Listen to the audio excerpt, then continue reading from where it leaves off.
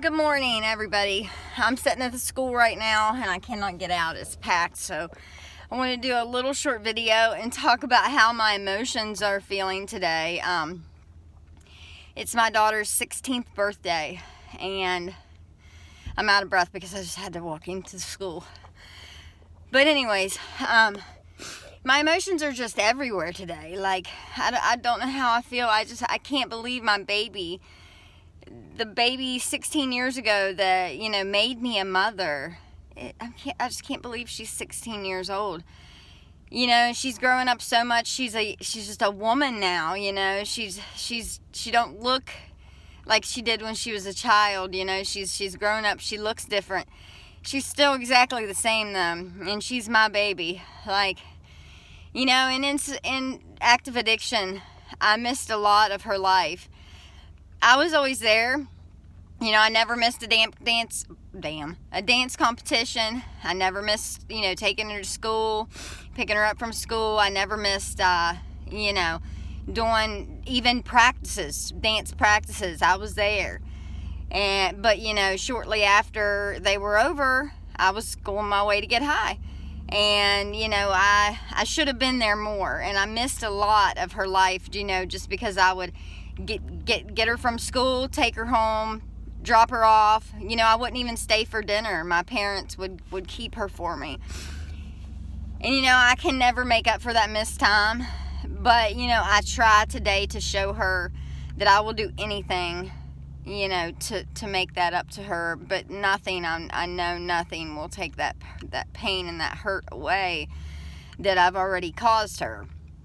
And it's sad because I wish more than anything I could take it away. But I know that both of us have learned so very much from this happening in our lives that, I don't think she'll ever go down that path. And I'm thankful for that. Because, I don't want her to go down that path of drugs and alcohol and, partying. And yeah, she might party, she might drink a beer, she might do something like that. But as far as drugs and all that, I don't see it happening with her. And if it does, I will be the first to know, because I can tell. I can tell by the look in somebody's eyes. I can tell by the way they walk. I can tell by the way they speak to me. I can just tell. I'm an addict, so I know addict behavior. So I will be keeping an eye out, for those things in both of my children's lives. But, I just wanted to talk about my emotions. I'm very emotional today. I went in and I'm like, do you feel older? And she's like, no. I'm like, well, I feel like you're older, 16 years old. And I always say to her, you're only 15. You're 15 years old. You can't go out running in the car with these guys all hours of the night. No, you're only 15 years old. And now she's not 15 years old. She's 16. And I always told myself, when she's 16, I'll be a little bit more lenient. And I don't know if I'm going to be more lenient. She don't feel much older. She's still my baby. She's still my baby. And it's sad to me because, that's another reason why I've stayed single. Because they told me when I first came into recovery, they said, 1 year. Stay single for 1 year. The first year of your sobriety is very vital. You need to work on yourself. Be single for 1 year. Don't be with anybody. You need to really focus on you. And I thought, I'm never going to make it. Because I have always been the one that was out of one relationship right into another because I was so afraid of being alone. And you know what? I thought, I really want to be sober. I really want recovery to be a part of my everyday life. I want this more than anything. I want this. I want it for me. I want it for my kids. I will say, at first, I didn't want it for me. At first, I wanted it for my children. But once I became sober and I worked on me, I then began to want it for me. I hated myself. I did not like who I was. I didn't do it for me. People say you can't do it for your kids. You have to do it for yourself. I don't believe that. Because I did not do it for me at first. Now, I do it for me. But it took time to love myself. It took time to look in the mirror and say, you know what, I love who I see when I look in that mirror. I love who that person is. Because for a long time I didn't. I hated myself. I didn't think I deserved recovery. I didn't deserve anything. I knew I was a bad mom. I knew I wasn't what I was supposed to be doing. I knew I wasn't up to par with what I wanted to be in life. But, you know, anyways, I forgot what the point of my story was. Dang it. Maybe I'll remember here in a second. I hate that ADD shit. But, that makes me so mad. I did it for myself. I don't remember. That makes me so mad when I do that. But, well, I will say this before I go. She, you know, I missed a lot of years of her life, you know, so now I only have, they told me stay single for the first year. So after I stayed single for the first year, I began to work on myself and love myself, and I loved being single. Like, I had never been single in my entire life. So then, once I was single that first year, I continued to stay single and continued to work on myself and only myself. And, you know, and be there for my kids the way I should be there for my kids. And then I made it 2 years. And in April, I will be sober 3 years, and I have still not been in a relationship at all.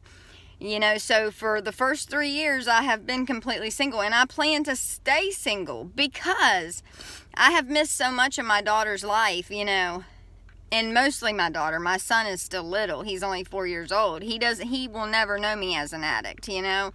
He won't remember me as an addict. But anyways, you know, I only have now, today, in 2 years from right now, today, she will be turning 18 years old. Yes, she'll still be in school, but she'll be leaving me, like in just a little over 2 years probably. She'll be going off to college. I'm gonna cry. She'll be going off to college and beginning a life of her own. So, I'm doing everything I can to hold back these years. So, with that being said, I want to spend as much time with her as I possibly can. I want her to know, dang it, I try so hard not to cry in these videos. I want her to know that she is my only priority. Her and her little brother are my only priorities.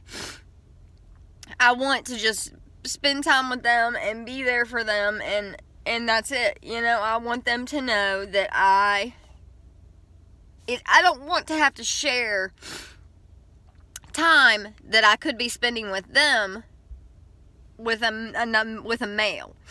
I don't know if that makes sense, but I want my time to be completely devoted to them. It has been not devoted to her, you know, basically her, for several years after my divorce. I just went downhill, and, you know, and that was back in 2007, and I was an addict long before then, you know. So I mean, I started abusing drugs in high school, which really all I did was Adderall and pot. And then once she was about, well, it was after my car wreck in 2013, I started drinking real bad in 2007. And actually a little before my divorce, I started drinking. And then I kind of got off the alcohol.